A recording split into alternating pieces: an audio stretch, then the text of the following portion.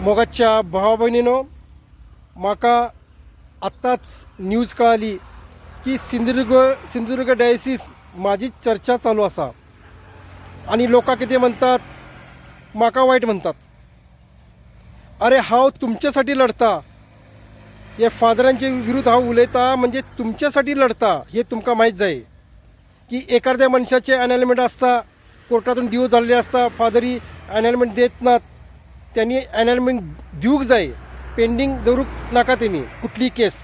ह्यासाठी हांव माझ्यासाठी लढत ना, ते तुमच्यासाठी लढता. हांव माझ्यासाठी लढलो आणि हे सगळे उघड केले हवे.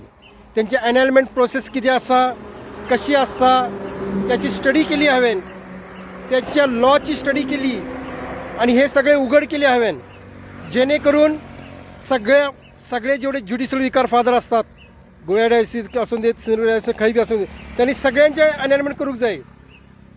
हे एक झाले. आणि ते दुसऱ्या स्कूल कॉलेजेसचे उलयता, ते तुमच्यासाठी उलयता. लोक म्हाका नाव दवरतात की ह्यो फादरांच्या विरुद्ध उलयता. फादरांच्या विरुद्ध उलत ना, हांव सगळे उघड करता. हांवें एकट्याने सगळे उघड केलेले आसा त्यांचे काय. आणि म्हाका नांवां दवरूं नकात तुम्ही. हांव जे करता हे सगळे लोकांच्या, कॅथलिक लोकांसाठी करता. आमच्या कॅथलिक लोकांनी दोन ज्युडिशरी सिस्टीम कित्याक करूंक जाय, कित्याक करूंक जाय. कोर्टाची आणि ही ज्युडिशरी सिस्टीम एक झाली, बाद झाली.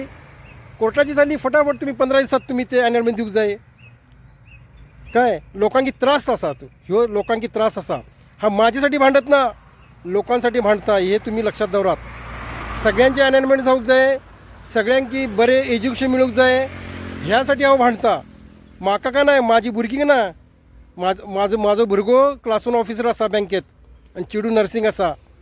पण आमची जी गरीब लोक असतात त्यांना बरे ॲडमिशन मिळूक जाय, फादरांकडे बरे सगळे कॉलेजेस असतात, त्यांच्या मार्फत त्यांना कन्सेशन मिळूक जाय, ह्याच्यासाठी हांव भांडता.